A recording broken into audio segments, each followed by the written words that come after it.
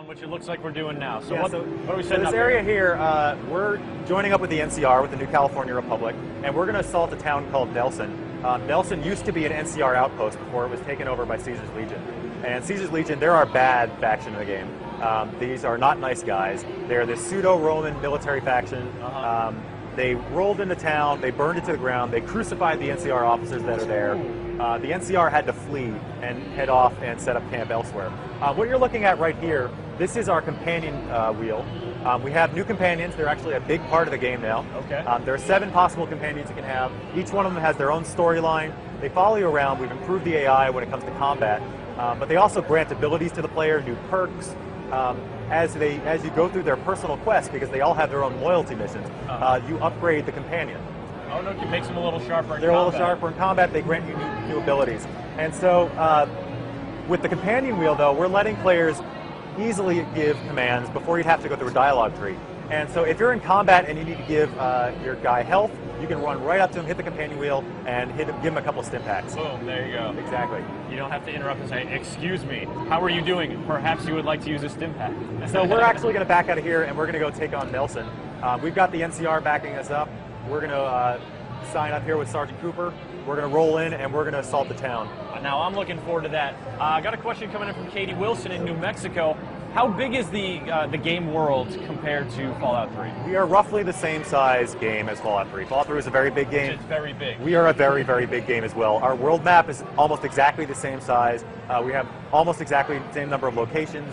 We've got more quests than Fallout 3 did, although we calculate them out a little differently. Fallout 3 would have like one quest that stretched over a long period of time. We have smaller quests that connect to each other because we kind of branch differently. We've got more dialogue in the game. We've got 40% more dialogue because we have so many different options to do among those quests. So this is a very, very big game. There's a lot to do other than just walking around. I mean, we've got gambling, we've got mini games, we've got tons of stuff in this game. No doubt, and including gunning people down with what looks like some kind of light machine gun. That is the light machine gun, actually. Good call on Yes. that. Video game. So what you're seeing here is iron sights. We've actually tuned all the weapons now to work better outside of bats. We know people love bats, and we still have bats, but a lot of people wanted to play it more like a first-person shooter. So we've actually tuned all the guns so they work better that way. We've got all of our weapons now, except for the ones that are shot from the hip, like our really, really big ones, have iron sights. And for that, I mean, it's more like you would find in a regular first-person shooter like Halo. That's exciting. Now, or is this a laser plasma type thing we're seeing? Yes, it is. This is one of our plasma guns. It is crazy powerful. It will melt enemies. Yeah, Michael Hudson from Yorktown is asking about new weapons. Can you give us, maybe a highlight of one particular that's a favorite of yours that we're not going to see here today? Well, I mean, we might see it. My favorite personal weapon right now is the anti-material rifle, which is a huge sniper rifle. I mean, it's just ridiculously large. And it is a crazy powerful, there it is. It is a crazy powerful sniper rifle. And actually, if he can jump to third person here, if you hit the shoulder button, the left shoulder button, that'll jump you into third person. And when you fire that from the hip, if you just fire it, boom, you actually get knocked back. It's so powerful. It's just crazy how powerful that is. By the way, we've tweaked the third person camera to make it more useful. We found that people did want to play in third person, and so we've made it so you can. The targeting is now accurate in third person. That's excellent. We've made it much more over useful. the shoulder looks, much more of a natural fit. Yes, and for some people, that's what they want to do, so we're accommodating that. Wonderful. I also noticed that for the HUD, you guys have gone with sort of this, the same style, only it's like a pale yellow instead of the bright green. It's the amber color we went with. A little more of the desert. Exactly. We figured you're going to be out in the desert, so we wanted to tune that a bit. Omar from Karachi is wondering about skills that could increase your, you're talking about basically increase your iron sight effectiveness. You're talking about how you're enabling players to play from third-person view, how you're, allowing them to play more like a first-person shooter. Any skills tie into that? Not directly to iron sights in particular, but I mean all the skills that affect combat certainly affect real-time combat. So things like perception and strength now. The weapons do have a strength requirement, especially the larger weapons. Okay. And these are all things you'll want to build up if you're a very combat-centric player. But you don't have to be. That's the thing. I mean, if you want to play this game entirely as a pacifist, you can. We're letting you do that. No kidding. No gunplay? If that's what you want to do, you can do that. It's going to be extremely difficult. On the other hand, we're also letting players play as the complete badass. We have 2,200 characters in the game, and all of them but one can be killed. So we are doing everything we can. Do I smell an achievement?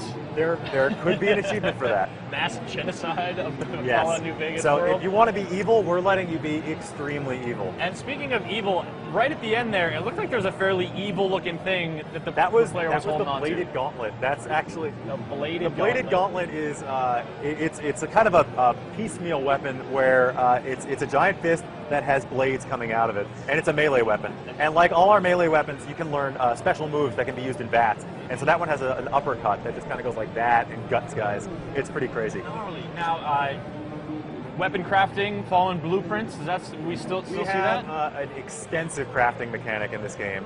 We actually have an entire skill called survival that directly affects crafting. In this game, you can go up to workbenches again, but also anywhere you see a campfire, you can walk up to them and you can build potions, things like healing powders. You can do poisons that you can add to your weapons. Okay. All kinds of things can be built So a now. lot broader array of items. Absolutely. As well. We know people like crafting, and we want to fully embrace that. Fantastic. All right. One last question here. A lot of folks are asking about connections with other games, notably Alberto from Spain. Does Fallout 3 save data play a role, or does are the connections only to the previous Fallout? We're not letting players import save data or anything like that. Okay. We do have connections story-wise, but they're very, very minor. Yeah. News travels very, very slowly in this world. So even though we are a couple of years after the events of Fallout 3, there's no airplanes and there are no cars. So these things... The Pony Express isn't back and running? No, although we do actually have Mojave Express here. The Mojave Express? Yes, but that's only within the Mojave Wasteland. All right. Excellent. So you can, maybe do some courier jobs. Yes, you can actually earn some money on the side that way. All right. Excellent, Jason. Well, anything else before we wrap it up here? Anything else you want to tell us about Fallout New Vegas? Just that it's a very large, very, very fun game. I mean, if you like Fallout 3, if you like this world, if you like open world RPGs in general, you are going to love Fallout New Vegas. You guys are really making a strong bid for like tens and tens of my hours later this year. No, we've got hundreds. If you go through everything, I mean, our storyline branches very significantly. So to play everything, you're going to need to play it at least twice, usually 3 or more times. So it's not looking good for my availability later this year. And speaking of later this year, the date we can play Fallout New Vegas. In America, we'll be out on October 19th. In Europe, it's October 22nd.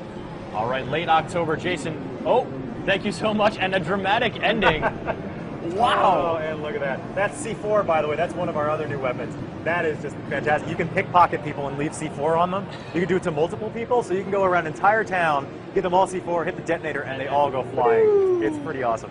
Now, that's the kind of thing you want to be able to record. Exactly. Precious memories. Jason, thank you so much for coming by and showing off Fallout New Vegas. Pleasure. Looking great. All right, folks, up next is back out onto the show floor for more from E3 2010.